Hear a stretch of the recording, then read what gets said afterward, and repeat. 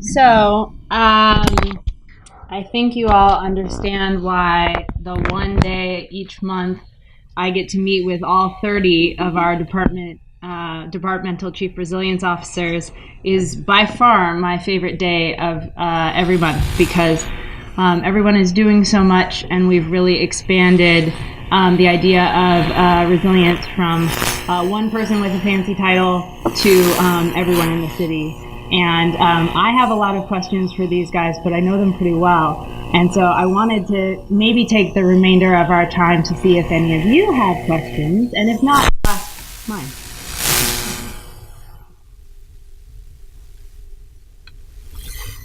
Thanks very much for your presentations.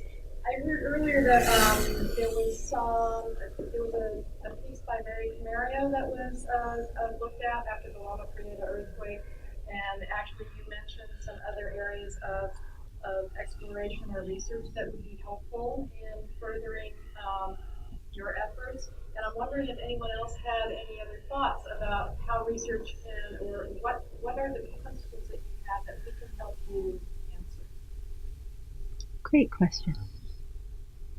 Well, I can just say that the research that we did with the RCPTP, the FEMA funds, is up to now on our website. And it includes a disaster housing planning template. We prepare materials in other jurisdictions or whomever to use. There's a research there about what are the common barriers and obstacles to recovery, and the things, how long does it take to get building permits. So that's all there on our website, plus there's more that we post. So I mentioned the debris removal as a particular thing. Do you folks have something?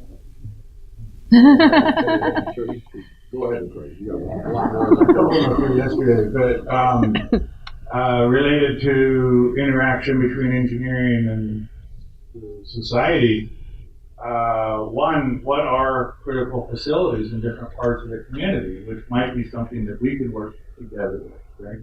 All of us, actually, so that we could define where to get the critical water relative, water pipes to relative to this video when we're building our pipe network. How long can different critical customers live at that point? How long does it take? Hospitals, emergency evacuation centers, grocery stores. Who are these? Where are these? And how long does it take? So our definition is to get the water to the customers when they need it. Problem with that is, it's a great definition, I think. I made it. But when do they need it? I don't know. We don't know. So we do require research on that. There's research on pipes. There's research on geotechnical aspects of lateral spreading and how do you get that in landslides, similar to what John Bray was talking about yesterday. How do you know what a 500-year return period on lateral spreading deformation is? We don't know that. Lots of research needs to go into it so that we can actually implement this. And not just us, but there's a whole bunch of other water, power, lifeline systems following this lead. So I'll stop there because Rob actually raised his hand, but I have more and you guys tell me where I'm at. Well, I just had a couple of quick thoughts. The first would be in the arena of GIS. That's been mentioned as something that's come a long way since '94. We're excited about the SALIS tool that we're now using through the Homeland Security Advisory Council. But I think that's something that we look forward to more research and knowing how we can use those tools better. And then most importantly, how can you make those tools available to the public in a way that they can understand? And then secondly, an area that we're always open to suggestions or things that research might be able to tell us, how can we get people to listen to our message? What's the best way to get people within Los Angeles to prepare? It's been 25 years since Northridge, so it's often a difficult task. We sometimes have to leverage and explain the disasters that happen to other parts of the country, and this is something that you need to be ready for. So that's a big area for us, is getting the public engaged. We're making some strides, but a long way to go. I think just add one thing about public engagement. There's a term called DAD, decide, act, defend, kind of the old bureaucratic mantra, if you will. So instead of that, when you do public outrage, a lot of things we need to do is listen. And some people might think that maybe engineers aren't the best to deal with the community, this and that, but I can tell you, everyone in government has a problem. It's not just the folks that maybe have some of the most important work that maybe don't deal with the community as much as other people. I mean, if a sanitation pipe breaks, I mean, they're not here today.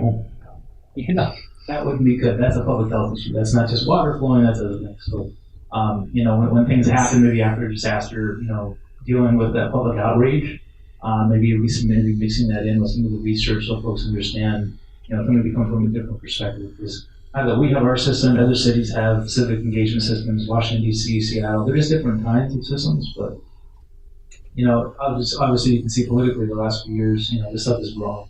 And it's not that it hasn't been around, but it's really pushing hard now. So, besides just being the right thing to do to get people engaged in it, I think it's important to make sure that these part of the folks. But we're at time. Building materials. So the sustainability community, LEED, green communities, standards, and so forth are very well established. The spec writers use them, the architects use them. My department, I didn't say, is responsible for putting out the $1 billion of homeless limits for the housing, Proposition 8 funds out on the street. So all of those will be LEED or other high-level sustainability standards. What are those standards for building for seismic strip? And how can that become better known and get into those the architects to write that in? What technologies exist? I know somebody who's designed some very strong materials, and he doesn't have the patience to deal with the Applied Technology Council to get it tested, which will cost money. And this is something that is totally seismic, So he spent $1 million developing it, and he's just not going to do anything with it. How can we support that innovation? How can we promote or find ways to support that kind of innovation? Bottom line, there's lots that we can do. We have a lot of needs. These folks represent some of our departments. You also heard that we now have 99 neighborhood council resilience liaisons working on plans about how to keep our communities safer and stronger. So I know we're at time. Please join me in thanking our panel, and good luck with travel arrangements later today.